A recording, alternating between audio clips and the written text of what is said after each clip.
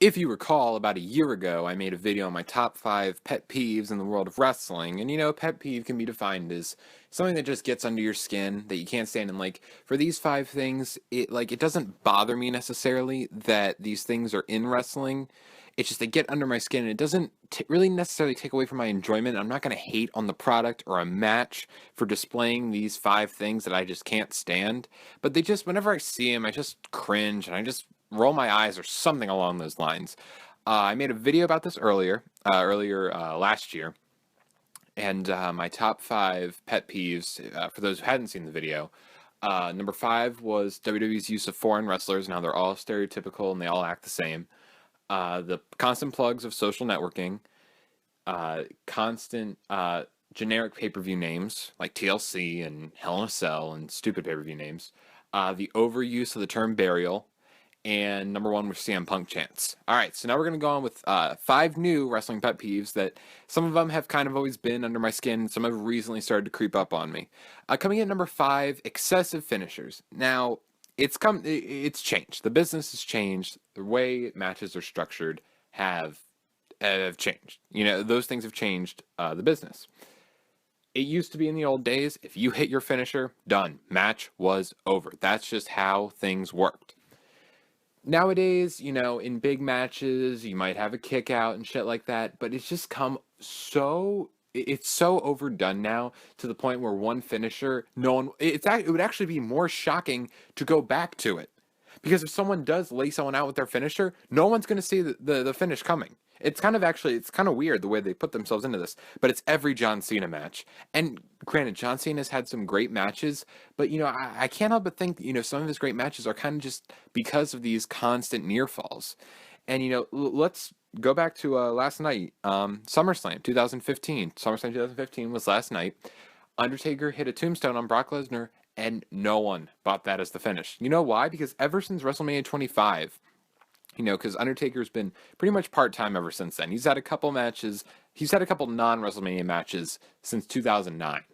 But, since his big WrestleMania matches, Shawn Michaels, both years, Triple H, both years, CM Punk, and Brock Lesnar all kicked out of the tombstone. When Shawn Michaels did it back at WrestleMania 25, no one had saw that coming. Everyone jumped out of their seats because we really weren't used to people kicking out of the tombstone. I'm sure it's happened before, but no one really remembered it, and it happened so long ago, or it happened so loosely, and it happened so sparsely that we weren't used to something like that. So if in the next big title match with John Cena, or next big John Cena match, if he hits one AA, no one's going to think it's over. But he probably just should end it there, because then it will surprise a lot of people. It does kind of get under my skin a little bit when it's just like constantly just like get on with it. Biggest offender of this is The Rock versus John Cena from WrestleMania 29. Holy shit. By the end of the match, it was like the last 10 minutes of the match were just rock bottoms and FUs. And it just got to the point where I was like, all right, just enough of it. Like, I was tired of, seeing constant finisher after finisher. There's nothing wrong with big moves. Like hitting like superplexes and, these big, giant, complicated slams and shit like that. Nothing wrong with that. But, every wrestler has their 1 or 2 definite finishing moves. Like John Cena, as much as I hate the springboard stunner, that's a big move that he has. And he has like that, that weird sunset flip type move. You guys know what I'm talking about. I'm sure there's a proper name for it, but just those moves, for example. And then he has the AA, which is his finisher. When he hits this, even though it's just a fireman's carry, whatever. When he hits this move, it's done.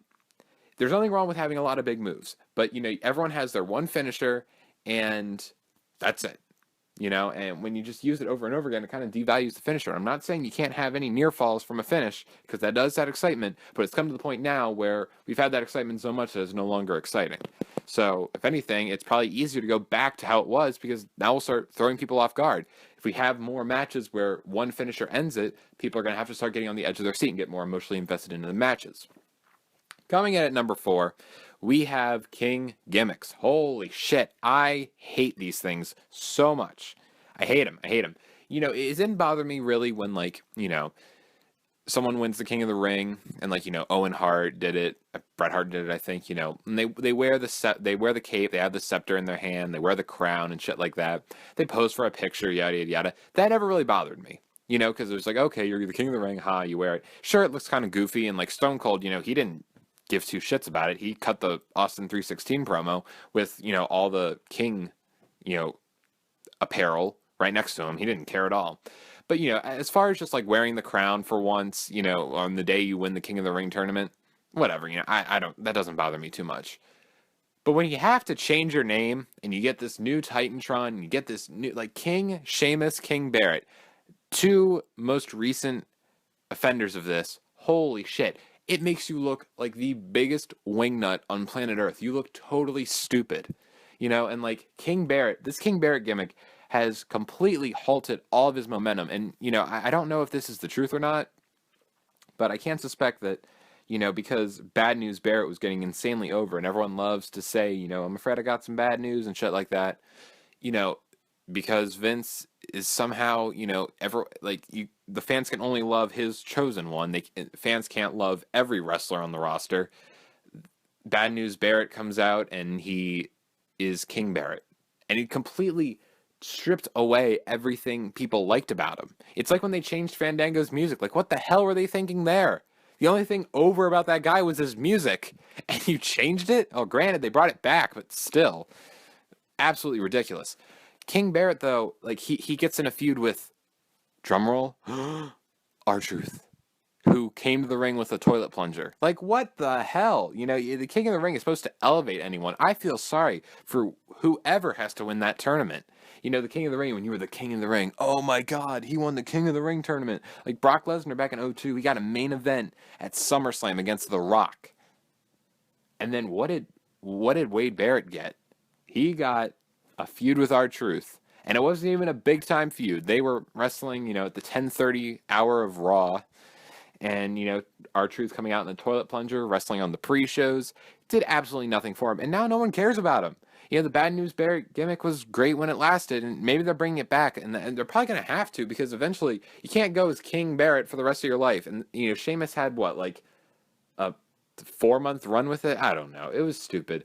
I was never a fan of those gimmicks. I thought they were dumb. Again, getting your picture taken with it didn't really bother me all that much, but, wearing it and calling yourself King XXX or King whatever your name is, stupid. Number 3. Now, this isn't something wrestling companies do. It's more of a fan thing.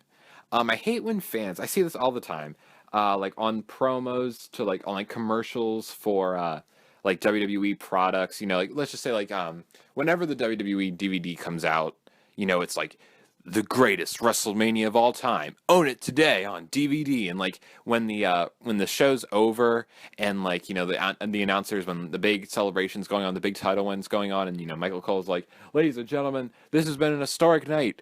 What a fantastic WrestleMania. I hate how fans are just like, oh my God, this was not the greatest WrestleMania of all time. What are they talking about? Like, okay, easy, bud.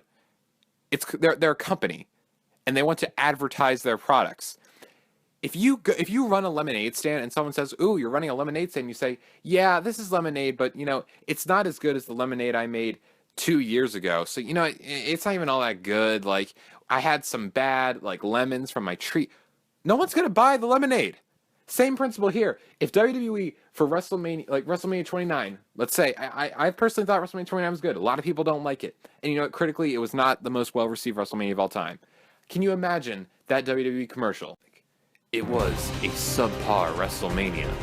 The Rock and John Cena collided in a below-average main event filled with finishers and finishes that no one fell for.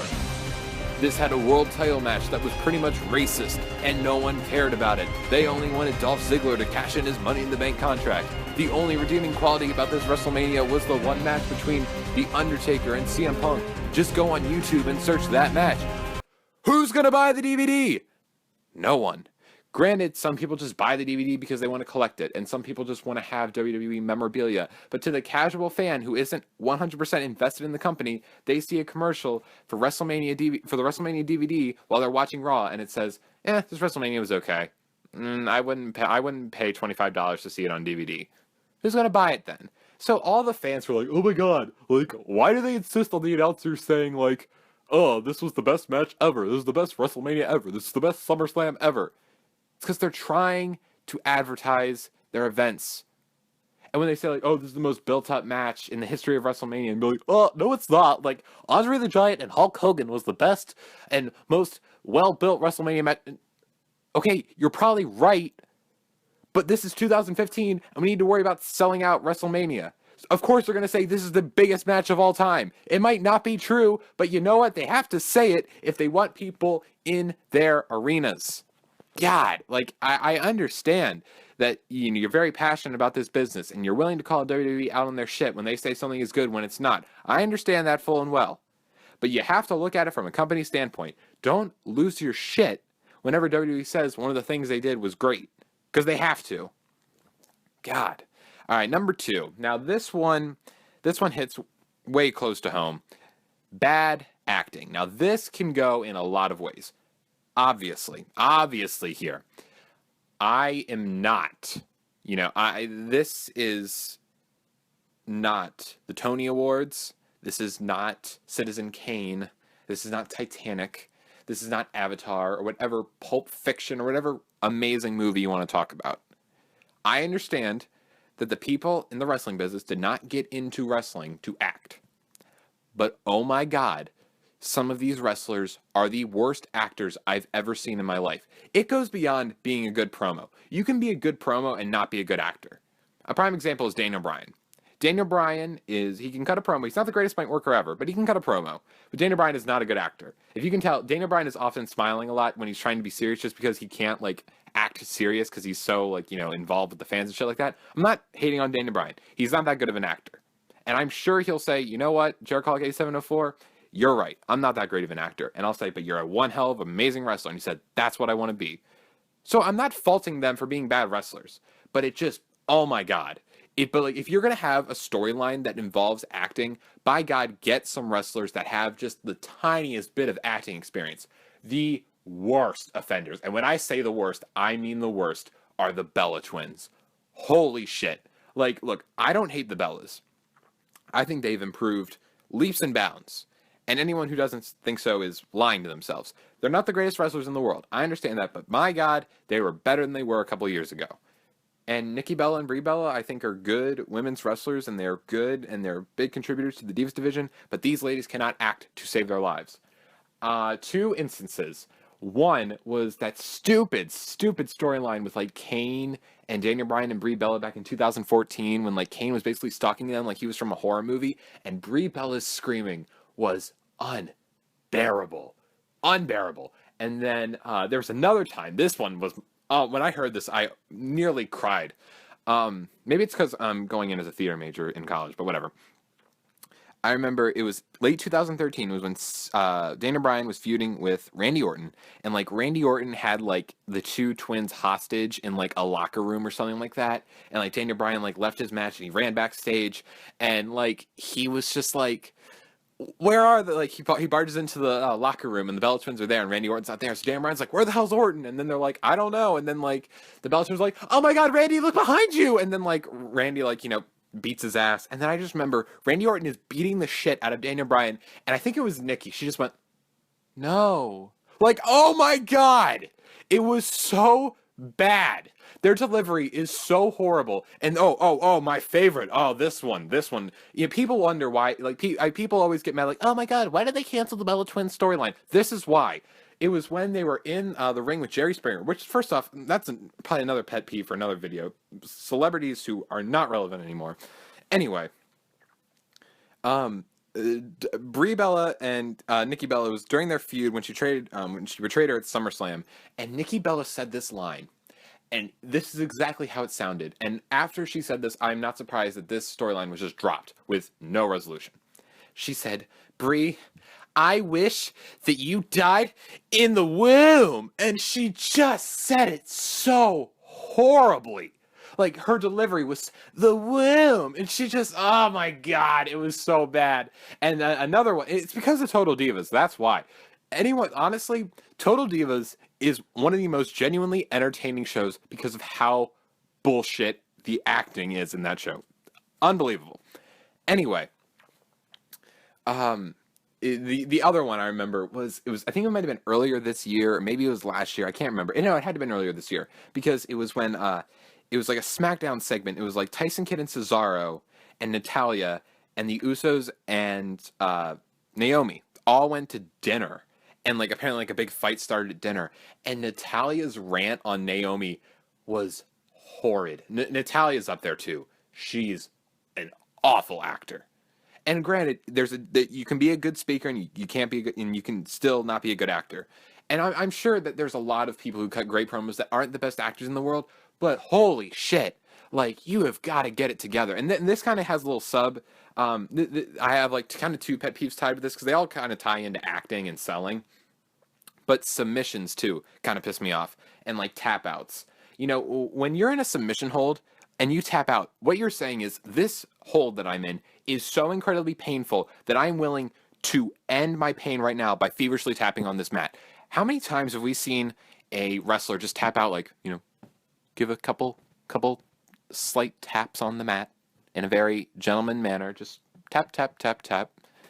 This is a submission hold. You have to be like slamming your hand on the mat. You have got to be feverishly tapping out because this move is so damn painful. I watched a couple UFC, before this, I did some research. I watched a couple UFC fights that ended in tap out. I skipped to the end to see the tap out finish. And these wrestlers fighters who are in such immense pain from the locks they are in, just tap the shit out of the mat because they want the pain to be over. The worst offender of this was WrestleMania 26, Batista and John Cena. John Cena had Batista in the STF, and even though the STF looks horrid, it's still a submission hold. Batista taps out just so nonchalantly. The only time like a very like faint tap out is necessary is if like you're in a hold and you're like on the verge of passing out and like you like have barely enough strength to like slightly tap your hand. Other times people just like, oh, you know, I'm just going to slightly tap my hand on the mat. No! This is not the time to slightly tap your hand. You've got to beat the shit out of that mat. You cannot stop slapping that mat feverishly with all of your might. Make it as loud as you possibly can. This is not a realistic fight. This is World Wrestling Entertainment or whatever wrestling promotion you're watching. I know you want to make it as real as possible, but you have to draw up the fact.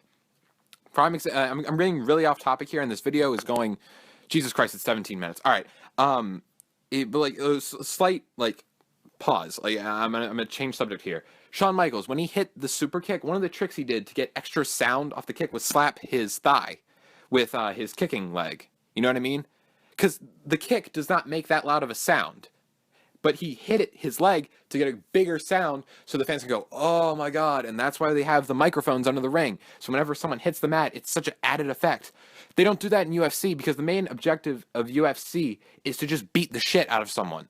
The main objective in wrestling, it's supposed to look like a legit competition because we have to suspend our belief to believe it is legit competition, but it's to entertain the crowd and to get the crowd to go, oh my God. And we say, oh my God, when Shawn Michaels slaps his thigh and creates this really loud boom for his kick. And we say, oh my God, that kick was so nasty.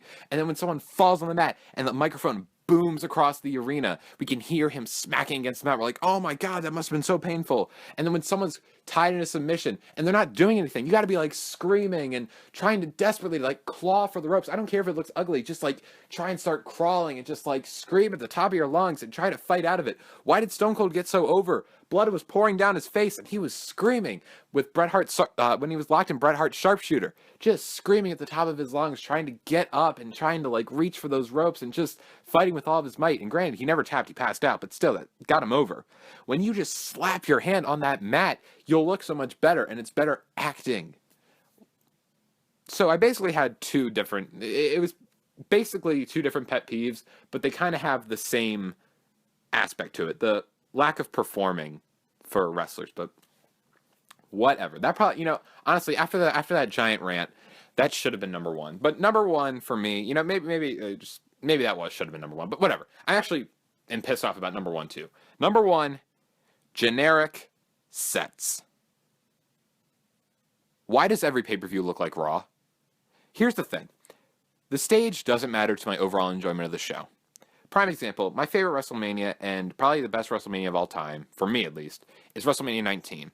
The stage and set for that show was not the prettiest. They had that big, like, WrestleMania sign. Okay, yeah, and the stage was pretty basic. Whatever. And the stage for WrestleMania 17 was pretty basic too. Excuse me. The stage for WrestleMania 17 was pretty basic as well. You know, it just had a little bit of a Tron, and you had the WrestleMania 17 going down the sides. Pretty basic stages, but you know, the show's delivered in terms of wrestling quality and moments and shit like that. I'm not saying the stage makes the show, but we need to have some originality and some charm. Every stage looks like the Raw stage. One of my favorite things as a kid was when, you know, I ordered a pay-per-view, and I didn't order pay-per-views often. You know, so when I ordered a pay-per-view, this was a big deal. I tried to absorb everything about a pay-per-view that I could, because this was not the free TV I saw every Monday from 9 to 11. This was a big time event that I had to pay for with my parents' money. Because I didn't pay for it with my own money, because I didn't have any money. Anyway, one of my favorite things to do as a kid is, oh my god, what's the stage going to look like? You know, what color are the ropes going to be? What's the Titantron going to look like? You know, how's the arena going to look? Is there anything going to be special? And it was, like, Bad Blood. I always liked that stage, how it had, like, the blood drops, you know, and the big balloons. And, like, you know, the Titantron was in a circular shape. And, like, you know, it's not like we're in the past. It's 2015. There's a lot of different technology. I'm not saying every stage has to be this big, elaborate, you know, fun, you know, just craziness. But, like, my God, like, try and get some originality going. Like, and here's another thing. Like, pay-per-views have had, like, the same theme. Like, like, I know this sounds kind of weird when I say it, but, like, take, like, the Royal Rumble, for example. Like, the theme and, like, the feel for the 2005 Royal Rumble was, like, it was like the backyard brawl kind of feel, and like the junkyard kind of feel. 2006, it had like a royal feel to it. So they had, like, you know, the people coming out in the double doors from, like, you know, the king's right hands, you know, were pulling the doors open, and the set was like, you know, like a castle basically. Like, that was fun. And, like, in Royal Rumble 2000, you know, and it was like the New York backlot brawl, and they had, like, you know, all the shit, you know, in the alleyway. Like, it had a charm to the show. Every show just looks the same, and the theme for, like, Extreme Rules has been the same thing. It just, like, all the match cards look the same, and, like, even WrestleMania is experiencing this too. Like, you know, the stage for WrestleMania 28 and WrestleMania 31 are almost identical, just a different font for the WrestleMania that was plastered across the stage. And WrestleMania is when you go all out for your stage. I just remember, you know, when I'd order WrestleMania as a young kid, I thought, what's the stage going to look like? What's the set going to look like? Because it's WrestleMania. It's supposed to be cool. And again, this is, again, really down to the nitty gritty pet peeves. Every rope is white, except in NXT, which is yellow. But for WWE main shows, every rope has got to be white, really. How about just change it up a bit. Make it seem fun. Bring back the red ropes, the blue ropes, the black ropes. Hell, do like a red, white, and blue, or just pink or orange or yellow or indigo or brown. Anything, just to make the match, you know, just to make the matches and the event feel special, feel different. You know, if for all intents and purposes, if the Trons on the stage were to black out for a second, you wouldn't be able to tell what show you're on, because it all looks the same. You could guess it was Raw, SmackDown, Extreme Rules, anything like that. And everything's looking the same. It's kind of like, it's kind of annoying, because it's like, really? If every show's going to look the same? We're going back in time. Because, you know, in like 1995, it was just like, you know, the same like entrance way with like the pay-per-view logo over the top where the wrestlers came out. But I could understand that, because this was like, what, 1995, 1996? And WWE was not in... They didn't have a lot of money to spend on like production value and shit like that. But it's 2015, advancements in technology, you got more people working there, you got more money. Why not try and make the thing feel a little more special? You know, again, at the end of the day, what matters is wrestling and match quality. And I understand that. And that's why I'm not like pissed off whenever the stage, you know, looks generic, and whenever there's white ropes, and whenever everything just looks exactly the same. But it makes it feel a little more special and a little more fun.